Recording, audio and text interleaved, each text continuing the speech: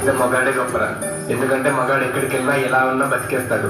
అయినా మగాడు ఏదనుకున్నా సాధించేస్తాడు. మగవాళ్ళు గొప్పవాళ్ళే, కానీ వాళ్ళని గొప్పవాళ్ళుగా తీర్చిదిద్దింది మాత్రం ఒక ఆడది. ఆడవాళ్ళు చిరునవ్వు వెనక దాచిన కన్నీటి మహాసముద్రంగా మీకు చూపిస్తాను, చూడు.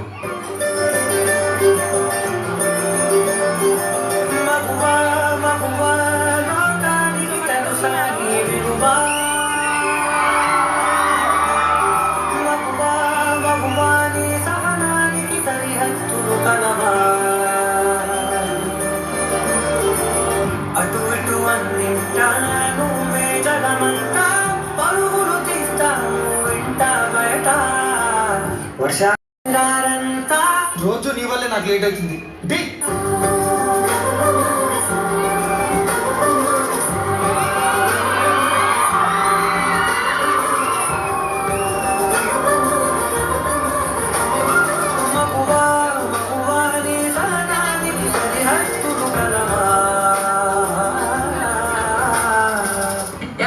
ఇట్రండి, కడుపులో బాబు చూడండి ఎలా తండుతున్నాడు.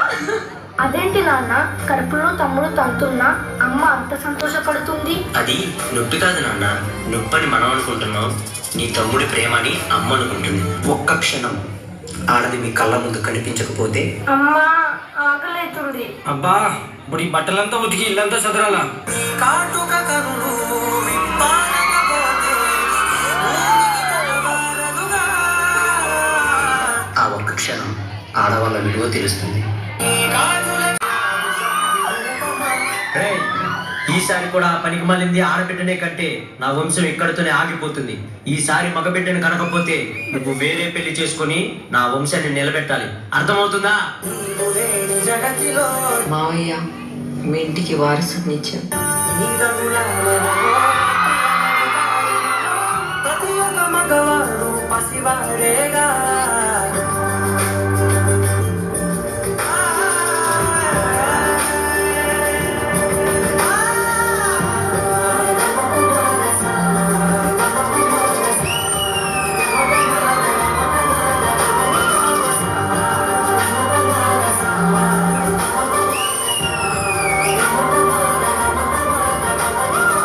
స్త్రీ తను మరో జన్మెత్తి మనకు జన్మనిస్తుంది.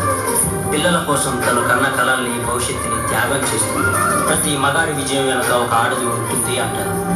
వెనకలేదు, వెనకబడే ఉంది. మనం కింద పడితే అమ్మా అంటాం.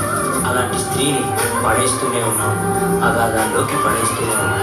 ప్రపంచం ఎన్ని సంఖ్యలు వేసినా తన ప్రపంచంలో తాను స్వేచ్ఛగా ఎగిరే పక్షే స్త్రీ. దయచేసి పంజరంలో బంధించకండి.